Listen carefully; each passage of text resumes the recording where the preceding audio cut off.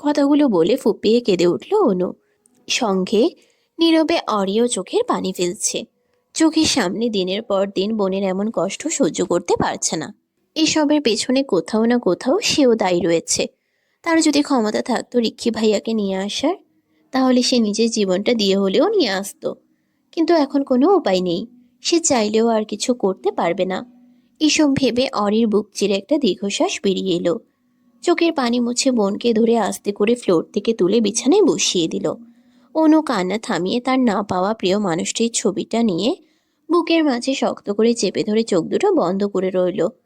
Ori first aid box নিয়ে এসে বোনের সামনে বসে বাম হাতের কবজি থেকে বাহু পর্যন্ত রক্ত মুছে দিয়ে ওষুধ লাগিয়ে দিতে থাকলো। অনু চোখ বন্ধ রেখে ভাবতে লাগলো তাদের গভীর মুহূর্তের কথাগুলো। ফ্ল্যাশব্যাক। আমেরিকার নিউ ইয়র্ক শহরে ম্যানহাটন এলাকায় তখন বাজে রাত 2টো। অনু চিন্তিত মুখে একটি বাটিতে করে পানি ও রুমাল নিয়ে এসে রিক্কির পাশে বসলো। লোকটার ভীষণ জ্বর এসেছে। অবশ্যই হুট করে এতটা জ্বর আসার পিছনে তারই দোষ ছিল। রাতের বেলা তার সাথে স্নোফলে ভিজেছিল মানুষটা। প্রথমে ঠান্ডা লাগার জন্য ভিজতে না চাইলেও তার জন্য ভিজেছে। আর এখন মধ্যরাতে খুব বাজেভাবে জ্বর হয়েছে। অনু রিক্কিকে হালকা খাবার খাইয়ে ওষুধ খাইয়ে দিয়েছে, কিন্তু জ্বরটা কমছেই না। তাই সে ঠিক করলো বসে থেকে মাথায় জলপট্টি দিয়ে দিবে। যে ভাবা সেই কাজ। রুমাল ভিজিয়ে রিক্কির কপালে দেওয়ার সময় রিক্কি তার হাত ধরে বাধা দিল। এতে ভ্রু কুঁচকে গেল অনুর। এসবের কোনো দরকার নেই অরুণচণ্ডী, এমনিতেই অনেক করেছো, এখন এসে শুয়ে পড়ো। রিক্কি লাল হয়ে যাওয়া চেহারার দিকে তাকিয়ে থেকে বলল, কিন্তু আপনার শরীর জ্বরে পুড়ে যাচ্ছে তো। সমস্যা নেই, একটু পর ঠিক হয়ে যাবে। কথাটি বলে অনুর হাত থেকে বাটি সহ রুমাল পাশের টেবিলের উপর রেখে দিয়ে বলল। লাইট অফ করে এসো। অনু কিছুক্ষণ চুপ থেকে উঠে গিয়ে লাইট অফ করে ড্রিম লাইট অন করে দিল। ওয়াশরুম থেকে ফ্রেশ হয়ে এসে চুপচাপ রিক্কির পাশে শুয়ে পড়ল। চোখ দুটো বন্ধ করে ঘুমানোর চেষ্টা করতেই অনুভব করলো তাকে টেনে কাছে নিয়েছে। অনু চোখ দুটো মেলে তাকিয়ে দেখল রিক্কি মাতাল চোখে তাকিয়ে রয়েছে। সে কিছু না বলে আবারও চোখ বন্ধ করে থাকলো এবং একটু পর রিক্কির নরম ঠোঁটের স্পর্শ পেয়ে কেঁপে উঠল। রিক্কি কমফোর্টারের মধ্যে অনুর উপর উঠে এসে নিজের গরম শরীরের সমস্ত ভার ছেড়ে দিল। প্রেয়সীর ঠোঁটে ও পুরো চেহারায় অজস্র ভালোবাসার পরশ এঁকে দিতে থাকে। আর অনুর ছোট্ট নারী দেহটা বারবার কেঁপে কেঁপে উঠছে। রিক্কি গ্রীবা দিশে মুখ ডুবিয়ে একটু সময় নিয়ে আদর করে দিল। ঘোর লাগা চোখে তাকিয়ে থেকে প্রেয়সীর কাঁপা কাঁপা ঠোঁট জোড়া আঁকড়ে ধরল। কিছুক্ষণ পর ছেড়ে দিয়ে চোখে চোখ রেখে হাসকি স্বরে বলল, আই নিড ইউ। আজ তোমায় নিজের করে পেতে চাই অরুণচণ্ডী। যতটা কাছে এলে একে অপরের অস্তিত্বে মিশে যাওয়া যায়, ঠিক ততটা কাছে যেতে চাই। তোমার এই ছোট্ট শরীরে আমার দেওয়া ভালোবাসার চিহ্ন আঁকতে চাই। এই পুরো তোমার তুমিটাকেই আজ নিজের করে নিতে চাই। খুব কাছ থেকে তোমার প্রতিটা সৌন্দর্য দেখে উন্মাদ হতে চাই। আজ তোমার দেহের প্রতিটি অংশে নিজের ছোঁয়া দিতে চাই। তুমি কি এই অবদ্ধ আমিটাকে আজ মেনে নেবে? তুমি যদি না চাও তাহলেও বলতে পারো আমায়। আমি কখনো তোমায় পাওয়ার জন্য জোর করব না, আই প্রমিস। অনু নিজের নিঃশ্বাস ঠিক করে নিয়ে ধীর কণ্ঠে বলল, বিডিতে থাকতে আপনাকে কথা দিয়েছিলাম আমি, আপনি যদি আমার ইচ্ছে পূরণ করেন তাহলে আপনি যা চাইবেন সেটাই দিব। আপনি আমার ইচ্ছে অনেক আগেই পূরণ করে দিয়েছেন, আর এখন আমার পালা নিজের কথা রাখার। আমার কোনো আপত্তি নেই, আপনি আমাকে নিজের করে নিতে পারেন, আমি কোনো রকম বাধা দিব না। তবে আই নো তুমি কি বলতে চাচ্ছ। তুমি একটু ভয় পেও না। আমি জানি আজ তোমার ফার্স্ট টাইম, আর তুমি এসবের জন্য খুব ছোট। আমি তোমাকে হার্ট করতে চাই না, কিন্তু আজ খুব ইচ্ছে করছে তোমায় আদর করতে। বলতে পারো I can't control my self, but I promise আমি জেন্টাল হব। অনুর কথা বলা শেষ হতে না হতেই রিক্কি ধীর কণ্ঠে বলে উঠল। সেটা শুনে অনু কিছুটা অবাক হয়ে গেল। এই লোকটা কিভাবে তার মনের কথা বুঝতে পারলো? তবে কি মনের কথা পড়তে পারে? তার ভাবনার মাঝেই রিক্কি তাকে অনাবৃত করে দিয়েছে। অনু একটা দীর্ঘশ্বাস ফেলে চোখ দুটো বন্ধ করে বিছানার চাদর খামচে ধরল এবং সঙ্গে সঙ্গে হারিয়ে গেল এক গভীর মুহূর্তে। ধীরে ধীরে সময় অতিবাহিত হয়ে যেতে শুরু করলো। অনু যখন স্বামীর ভালোবাসে অন্য এক ভিন্ন জগতে বিচরণ করছিল, তখন রিক্কি এগিয়ে এসে কপালে ঠোঁট ছুঁয়ে বিড়বিড় করে বলে উঠল, তুমি শুধু আমার পাশে থেকো মাই লাভ। তোমাকে কখনো নিরাশ করব না। সব সময় এই তুমিটার কাছে না হয় একজন জেন্টলম্যান হয়েই থাকবো, তবুও কখনো আমায় ছেড়ে যেও না। তোমার ছাড়া আমি যে একা থাকতে পারবো না। বর্তমান। অনু এসব ঘটনা মনে করে হাসলো। ততক্ষণে অরি তার শরীর থেকে সব কাচের টুকরোগুলো বের করে ক্ষতস্থানে মলম লাগিয়ে দিয়েছে। অনু বিছানার মাঝে চিত হয়ে শুয়ে পড়ল। ছবিটা মুখের সামনে নিয়ে এসে বিড়বিড় করে বলল, আমি সরি, খুব সরি। আপনাকে ভালোবাসতে অনেক দেরি হয়ে গেল টিক্কি সাহেব। কিন্তু কি করব বলুন?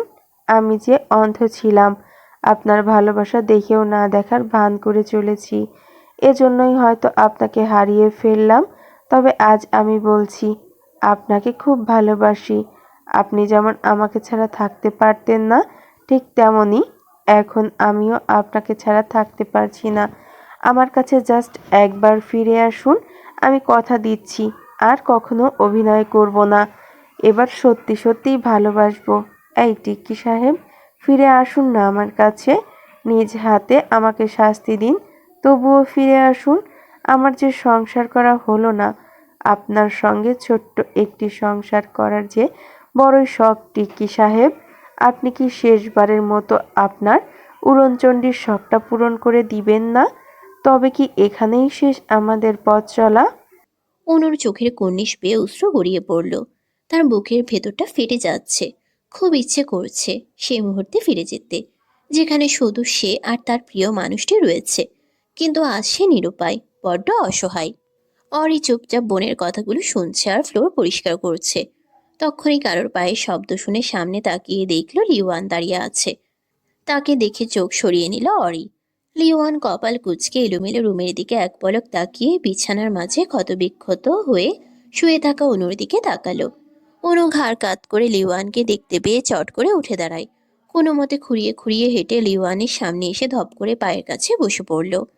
এতে লিওয়ান কিছুটা চমকে উঠে পিছিয়ে যেতে নিলে অনু তার এক পা জড়িয়ে ধরে বাচ্চাদের মতো শব্দ করে কেঁদে উঠল এবং ভাঙা ভাঙা গলায় বলতে লাগলো, এই ভাইয়া, কেন আমায় শাস্তি দিচ্ছেন না? দিন না, দিন, শাস্তি দিন আমায়। আমার জন্য আপনি আপনার প্রিয় বন্ধুকে হারিয়েছেন, তাহলে আমায় কেন মারছেন না বলুন তো? নাকি আপনিও আমার কষ্ট দেখে দয়া করছেন? আমি যে দয়া নেয়ারও যোগ্য নই। আপনার বন্ধু তো আপনার সব কথা শুনে। তাহলে বলুন না তাকে আমার কাছে ফিরে আসতে। একবার, জাস্ট একবার আমাকে সুযোগ দিতে বলুন না ওনাকে। এই আপনাকেও কথা দিচ্ছি, আমি আর কখনো আপনার বন্ধুকে হার্ট করব না, প্রমিস। তবুও ওনাকে ফিরিয়ে দিন না ভাইয়া। আমার যে খুব খুব কষ্ট হচ্ছে। এই যে বুকের ভেতরটা খুব যন্ত্রণা করছে। আপনার বন্ধুকে বলুন আমাকে এই শাস্তি বর্তিত অন্য কোনো শাস্তি দেই। আমাকে দ্বিতীয়বারের জন্য ভালোবাসতে হবে না। জাস্ট আমার কাছে এসে থাকতে বলুন। আমি না হয় ওনাকে ভালোবেসে নিজের কাছে ধরে বেঁধে রেখে দিব। উনি না বলতো আমার কষ্ট সহ্য হয় না ওনার। তাহলে কেন এখন আমার এত কষ্ট দিচ্ছে? কেন? আমি মানছি আমি অনেক বড় অন্যায় করে ফেলেছি। তার জন্য নিজে এসে শাস্তি দিক। আমাকেও না হয় গুলি করুক। ওনার হাতে মরলেও এতটা কষ্ট পাবো না যতটা এখন কষ্ট পাচ্ছি। আপনার বন্ধুর হাতে এখন মরতে পারলেও শান্তি। এই ভাইয়া, আপনি চুপ করে আছেন কেন? আমি সরি বলছি তো, অনেক সরি। আর এমন কখনো হবে না। এই আমি ভালো হয়ে গেছি। দেখুন আমি সত্যিই ভালো হয়ে গেছি। প্লিজ ওনাকে এনে দিন প্লিজ। লিওয়ান চুপ করে দাঁড়িয়ে আছে। অরি এগিয়ে এসে বোনকে নিচ থেকে তুলে বুকের মাঝে জড়িয়ে নিল। তারপর বোনকে নিয়ে বিছানার কাছে এসে অনুকে শুয়ে দিয়ে শরীরে কমফোর্টার টেনে দিল। বোনের কাছে বসে থেকে মাথার চুলে হাত বুলিয়ে দিতে দিতে কপালে ঠোঁট ছুঁয়ে দিয়ে বিড়বিড় করে বলল, প্লিজ নিজেকে সামলা অনু। আমি যে তোর এই কষ্টটা দেখতে পারছি না। আই নো সবকিছু মেনে নিতে একটু সময় লাগবে। আমি তোকে বলছি না ভাইয়াকে ভুলে যেতে, কিন্তু এমন পাগলামো করে কি তুই ওনাকে ফিরে পাবি? শুধু শুধু নিজেকে কষ্ট দিচ্ছিস। তাই প্লিজ নিজেকে এইভাবে আঘাত করা বন্ধ কর, নইলে দেখবি তুই আমাকেও হারিয়ে ফেলেছিস। বড় বোনের কথা শুনে অনুর কান্না থেমে গেল। সে আরো এগিয়ে এসে বড় আপুকে জড়িয়ে ধরে বুকের মাঝে মুখ ডুবিয়ে দিয়ে খানারত কণ্ঠে বলল, এমন কথা কখনো বলবে না আপু। আমি অজান্তেই একজনকে হারিয়ে ফেলেছি, আর এখন তোমাকে হারাতে চাই না। আমি আর নিজেকে হার্ট করব না। তবুও তুমি এই অভাগিনীকে ছেড়ে যাবে না কখনো। অরি কিছু বলল না, চুপচাপ বোনের মাথায় কিছুক্ষণ হাত বুলিয়ে দিয়ে বাহিরে এলো। সিঁড়ি বেয়ে নামার সময় অনুভব করলো লিওয়ানও তার পিছু পিছু আসছে। সে কিছু না বলে সোজা রান্নাঘরে চলে গেল। দুপুর প্রায় হয়ে এসেছে। লিওয়ান এই 7টা দিন ধরে অরির কাছেই যায়নি, সবসময় দূরে থেকেছে, নয়তো ইগনোর করেছে। ওই ঘটনার পর থেকে এখন অরির কাছে যেতে বেশ অস্বস্তি অনুভব করছে। সে অনুভব করেছে এতদিন অরিকে বিনা দোষেই শাস্তি দিয়ে এসেছে, কিন্তু এখন কিভাবে অরির কাছে যাবে সেটা ভাবতে ভাবতেই 1 সপ্তাহ চলে গেছে। এখনো সে অরির কাছে যাওয়ার সাহস পাচ্ছে না। এতে অনেক অবাক হয় লিওয়ান। একসময় যার কাছে কিনা বিনা অনুমতিতে সবসময় জোর করেই যেত, আর আজ কিনা তার কাছে যেতেই 10বার ভাবতে হচ্ছে। লিওয়া নিজের সব ভুল বুঝতে পারলেও কোথাও না কোথাও একটু হলেও অরির উপর রেগে রয়েছে। ওই যে একটা কারণেই অরি তাকে বলেনি সে বাবা হতে চলেছে, আর যখন জানতে পারলো ঠিক তখনই নিজের হবু সন্তানকেই হারিয়ে ফেলল। এটা সে কিভাবে ভুলে যাবে? ওটা তো তার অংশ ছিল। তবুও সে চেষ্টা করছে সব ভুলে গিয়ে অরির সঙ্গে নতুন করে জীবন শুরু করবে, কিন্তু কিছুতেই পারছে না। মনের মধ্যে অপরাধ বোধ যে তিলে তিলে মারছে তাকে। অরির সামনে গেলেই সব অন্যায় করা দৃশ্যগুলো চোখের সামনে ভেসে ওঠে। তখন নিজের কাজের জন্য নিজেই কষ্ট পেয়ে আবারও দূরে সরে যায়। কিন্তু এভাবে আর কতদিন থাকবে দূরে? লিওয়ান দীর্ঘশ্বাস ফেলে ডাইনিংয়ে এসে 1 গ্লাস পানি খেয়ে গলা ভিজিয়ে নিল। অরি খাবারের পাত্র নিয়ে এসে সাজিয়ে রেখে দিল। তক্ষুনি শুনতে পেল লিওয়ানের গম্ভীর কণ্ঠস্বর। আগামীকাল সকালে আমরা আমেরিকায় যাচ্ছি। নিজের ও অনুর প্রয়োজনীয় সবকিছু প্যাক করে নিস। অরি লিওয়ানের দিকে তাকিয়ে সোজাসাপটা বলল। দুঃখিত, আমরা যাব না, আপনি যেতে পারেন। কেন যাবি না? লিওয়ান কিছু বলতে গিয়েও থেমে গেল। সত্যিই তো, কেন যাবে তার সাথে? তবুও সে নিজেকে সামলে নিয়ে গম্ভীর কণ্ঠে বলল, তুই আমার বউ, সো আমার সাথেই যেতে হবে তোকে। আর তোর থেকে আমি পারমিশন চাইছি না। রাতে সবকিছু গুছিয়ে নিবি, না হলে নাহলে কি? হ্যাঁ, আগেরবারের মতো হাতে গুলি করে অজ্ঞান করে নিয়ে যাবেন? লিওয়ানের কথার মাঝেই অরি জোর গলায় কথাটি বলে উঠল। সেটা শুনে লিওয়ান দাঁতে দাঁত চেপে বলল। দরকার হলে তাই করব, তবু তোকে সঙ্গে করে নিয়ে যাব। অরি চোখ দুটো ছলছল করে উঠল। সে তার ছেলে সুরে বলল, কেন? নিজের শারীরিক চাহিদা মেটানোর জন্য নিয়ে যাবেন আবার? এছাড়া আর আমার কি দরকার? শারীরিক চাহিদার জন্য নিয়ে যাব কিনা অন্য কিছুর জন্য নিয়ে যাব সেটা গেলেই বুঝতে পারবি। অরি চোখের পানি মুছে কিছু একটা ভেবে বলল। ঠিক আছে, তবে আজ রাতটা চৌধুরী মেনশনে থাকতে চাই। লিওয়ান কপাল কুঁচকে জিজ্ঞেস করল, কেন? অনু অনেক দিন ধরে ওখানে যেতে চাচ্ছে, আমিও যেতে চাই। ধরুন ওই চৌধুরী মেনশনে আমাদের দু বোনের আজই শেষ রাত। ওই বাড়িতে অনেক স্মৃতি রয়েছে আমাদের, সেগুলো শেষবারের মতো অনুভব করতে চাই। তবে সেখানে আমি আর আমার বোনই যাব। লিওয়ান ঠোঁটের কোণে হাত রেখে কিছুক্ষণ ভেবে বলল। ঠিক আছে, সন্ধ্যার সময় আমি তোদের ড্রপ করে দিয়ে আসবো। লিওয়ান নিজের কথা রেখেছে। সন্ধ্যা হতেই অরি অনুকে চৌধুরী ম্যানশনে দিয়ে এসেছে। তবে সে ভেতরে যায়নি, গেট থেকেই চলে এসেছে। নিজের ম্যানশনে এসে রুমে গিয়ে ফ্রেশ হয়ে নিল। ছোট বোনের সাথে কিছুক্ষণ ভিডিও কলে কথা বলে রেখে দিল। নিচে নেমে রান্নাঘরে গিয়ে ফ্রিজ থেকে খাবার বের করে গরম করে নিল। কটা দিন ধরেই ঠিকমতো খেতে পারছে না, এমনকি ঘুমোতেও পারছে না। মনের ভেতরেই অনুশোচনায় পড়ছে, অথচ মুখে স্বীকার করছে না। সে ভেবে নিয়েছে এখান থেকে যাওয়ার পর নিজের সব ভুল শুধরে নিবে। অরি যতদিন না তাকে ক্ষমা করে দেয় ঠিক ততদিনই চেষ্টা করে যাবে। তবুও সে হাল ছাড়বে না। তার বিশ্বাস রয়েছে একদিন না একদিন ঠিক তার টেডি বিয়ারের মনটা সে জিতে নিবে। লিওয়ান এসব ভাবতে ভাবতে খাবার খেয়ে নিল। সব কিছু গুছিয়ে রেখে রুমে এসে লাগেজ গুছিয়ে রেখে শুয়ে পড়ল। অনেক রাত হয়ে এসেছে, তার উপর আজ একটু বেশি ঘুম পাচ্ছে। নরম তুলতুলে বিছানার মাঝে শুতেই ক্লান্ত চোখের পাথায় রাজ্যের ঘুমেরা এসে হানা দিল, এবং সে সঙ্গে সঙ্গেই বেঘরে ঘুমিয়ে পড়ল। এখন বাজে সকাল 7টা। 9টার সময় ফ্লাইটের টাইম রয়েছে। লিওয়ান শাওয়ার নিয়ে একেবারে তৈরি হয়ে লাগেজ নিয়ে বের হয়। যাওয়ার পথে চৌধুরী ম্যানশন থেকে দুজনকে নিয়ে এয়ারপোর্টের উদ্দেশ্যে রওনা দিবে।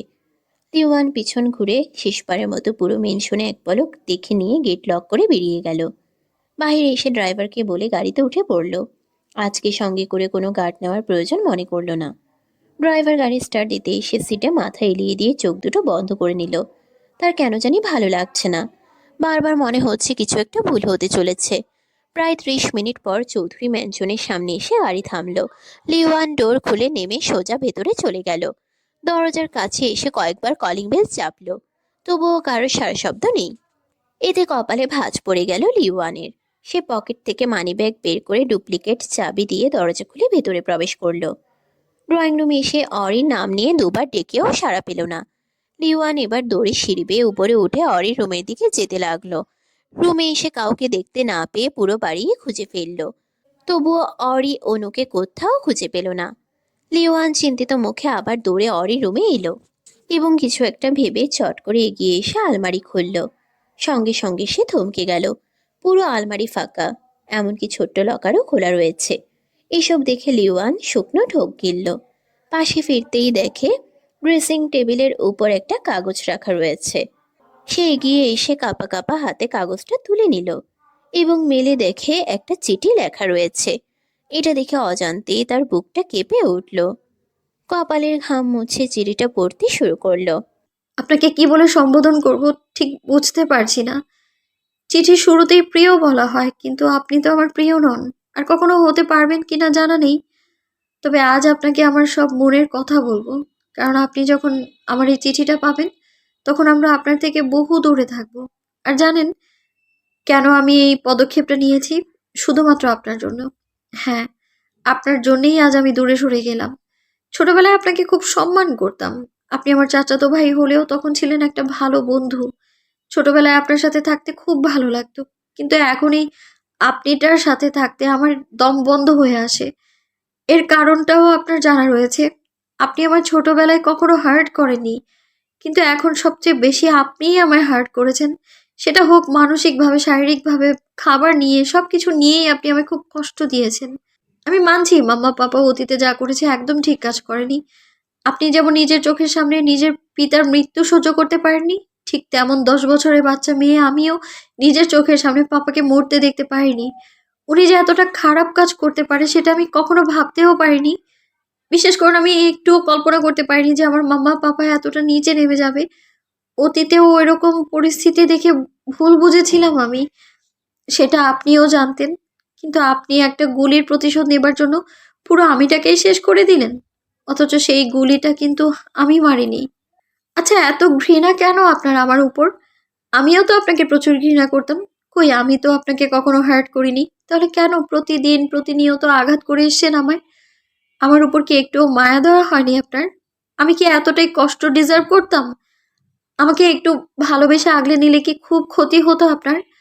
আমি কি একটুও ভালোবাসা ডিজার্ভ করতাম না? আমি জানি আমি আপনাকে ভালোবাসি না, আপনিও আমায় ভালোবাসেন না। দুজনেই একে অপরকে শুধু ঘৃণাই করে এসেছি। তবুও তো মাঝে মাঝে আপনার কাছে হেরে গিয়েছি আমি, নিজেকে সমর্পণ করেছি। অথচ আপনি আজ পর্যন্ত এই আমিটাকে কখনোই ভালোবাসা দেননি। যদি কিছু দিয়ে থাকেন তাহলে সেটা শুধুই কষ্ট। আপনি যদি আমার সাথে ভালো ব্যবহার করতেন, একটু ভালোবেসে নিজের কাছে যত্ন করে আগলে রাখতেন, তাহলে হয়তো আপনার প্রতি এতদিনে দুর্বল হয়ে পড়তাম আমি। কারণ নারীরা একটু যত্ন, একটু ভালোবাসাই চায়। যেখানে নিজের সুখ শান্তি খুঁজে পাওয়া যায় সেখানেই থাকতে চায়। ঠিক তেমনই আমিও এসআই সাহেবের কাছে থাকতে চেয়েছিলাম, কারণ উনি আমার খুব ভালোবাসেন। আপনার মতো না। আপনি যা করেছেন সবটাই রাগের বশে বা প্রতিশোধের নেশায় করেছেন। সবকিছু মেনে নিতে চাইলেও কোথাও না কোথাও আপনি আবার আমায় আঘাত করতেন। বিশ্বাস করুন, আমি একটু হলেও চেয়েছি সবকিছু ভুলে গিয়ে আপনাকে আপন করে নেব, কিন্তু প্রতিবারই আপনি আমায় ভুল প্রমাণ করে দিয়ে সেই আগের মতোই অমানুষ হয়ে ওঠেন। যখন সব সত্যটা জানতে পারলাম তখন খুব কষ্ট হয়েছিল জানেন। ইচ্ছে করছিল নিজেকেই শেষ করে দিই। মাম্মা পাপার করা কাজের জন্য খুব সরি। পাপার জন্যই আপনারা এতিম হয়েছেন। আমি যদি জানতাম তাহলে হয়তো আপনাকে ঘৃণা করতাম না আমি। কিন্তু আমি অন্ধ ছিলাম, কি করব বলুন? পাপা আমাদের চোখে খুব মহান ছিলেন। ছোটবেলা থেকেই ওনার অসীম ভালোবাসায় অন্ধ হয়েছিলাম। এতে আমার দোষটা কি বলুন? তবুও আমি সরি। আপনাকে অনেক কষ্ট দিয়েছি আমি, সব কিছুর জন্য খুব খুব সরি। আজ আপনার থেকে দূরে যেতাম না আমি, কিন্তু আপনার দেওয়া কষ্টগুলো কিছুতেই ভুলতে পারছিলাম না আমি। আপনার সামনে গেলেই শুধু মনে হতো আমার পরিবারের জন্য আপনি আপনার পরিবারকে হারিয়েছেন। এটা খুব কষ্ট দিচ্ছিল আমায়। ভেতরে ভেতরে পুরো ছাই হচ্ছিলাম আমি। ভেবেছিলাম এত কিছুর পরেও আপনি এসে নিজের ভুলটা বুঝে ক্ষমা চাইবেন আমার থেকে। কিন্তু আমি পাগলিটা, পাগল একটা আমি। যেখানে আপনি আমায় ভালোই বাসেন না, সেখানে কেন ক্ষমা চাইবেন? যাই হোক, আমার ছোট বোনের তরফ থেকেও খুব সরি। আর আমাকে একটু বেশিই ভালোবাসতো ও। তাই অজান্তেই ভুল করে ফেলেছে। যার জন্য এখন ও না চাইতেও প্রতিটা মুহূর্তে কষ্ট পাচ্ছে। ও ওর করা অন্যায়ের শাস্তি পেয়েছে। আমিও পেয়ে গেছি, সবাই পেয়েছে। আজ আমি অরিয়ানা চৌধুরী আপনার সাথে সব সম্পর্ক ভেঙে অনেক দূরে চলে গেলাম। আপনি যদি আমাকে একটুও ক্ষমা করে থাকেন, তাহলে আমাদের খোঁজার একটুও চেষ্টা করবেন না। যদি এমনটা করেন তাহলে আমার মৃত চেহারা দেখবেন আপনি। আপনার থেকে এই শেষবারের মতো কিছু চাইছি আমি। প্লিজ আমাদের একটু শান্তিতে বাঁচতে দিন। অনেক কষ্ট সহ্য করেছি। এখন আর সহ্য করার মতো ক্ষমতা নেই। তাই বলছি আমাদেরকে আমাদের মতো থাকতে দিন। আপনিও না হয় নতুন করে জীবন শুরু করেন, যেখানে ঘৃণা নয় শুধু ভালোবাসা থাকবে। অনেক চেষ্টা করেছি আমি আপনাকে ক্ষমা করে দেওয়ার, কিন্তু আমি ব্যর্থ। পারলাম না আমি আপনার মতো পাষাণ হৃদয়ের মানুষটাকে ক্ষমা করতে। ভালো থাকবেন। নিজের আর ছোট্ট লিজার যত্ন নিবেন। আর পারলে আমাদের মতো স্বার্থপর মেয়েদের ভুলে যাবেন। পৃথিবীটা খুব ছোট্ট। যদি কখনো দেখা হয় তাহলে হবে। তবুও আপনার কাছে কখনো ফিরবো না। দোয়া করি আমার জীবনটা এভাবেই কেটে যাক। আর আপনার জীবনে কেউ আসুক যে আমার মতো ঘৃণা নয়, ভালোবাসা দিয়ে আপনার কষ্টের জীবন সুখে পরিণত করুক। অবশেষে আমাদের এখানেই সমাপ্তি ঘটল। ইতি আপনার সবচেয়ে ঘৃণিত নারী। ঠাস করে চিঠিটা নিচে পড়ে গেল। সঙ্গে লিওয়ানের রক্তিম এক চোখ দিয়ে অশ্রু গড়িয়ে পড়ল। সে আকাশ পাতাল ভুলে ধপ করে হাঁটু ভেঙে পড়ে গেল। ছল ছল চোখে দৃষ্টি এখনো ওই কাগজে এদিকে। তার টেডি বিয়ার তাকে এত বড় শাস্তি কিভাবে দিতে পারল? সে তো কখনো বিচ্ছেদ চায়নি। তাহলে কেন তাদের বিচ্ছেদ হলো? মানছে খুব অন্যায় করেছে, তার জন্য তো কাছে থেকেও শাস্তি দেওয়া যেত। কিন্তু তার টেডি বিয়ার তার থেকেই দূরে সরে গেল। লিওয়ান দু হাতে মাথার এলোমেলো চুল খামছে ধরে বিড়বিড় করে বলে উঠল, আমাকে একটা তো সুযোগ দিতে পারতে নিজের ভুলগুলো শুধরে নেওয়ার জন্য। কিন্তু তুই এটা কি করলি টেডি বিয়ার? আমি জানি তোর সাথে খুব খুব খারাপ করেছি। সেগুলো না হয় আমি ঠিক করে দিতাম। তবু এই খারাপ আমিটাকে একটুও ক্ষমা করতে পারলি না। শেষবারের জন্য একটা সুযোগ দিলে কি হতো টেডি বিয়ার? এই খারাপ আমিটাকে একটু ক্ষমা করে দিয়ে কাছে থাকলে খুব কি বেশি ক্ষতি হয়েছে তো? অসমাপ্ত।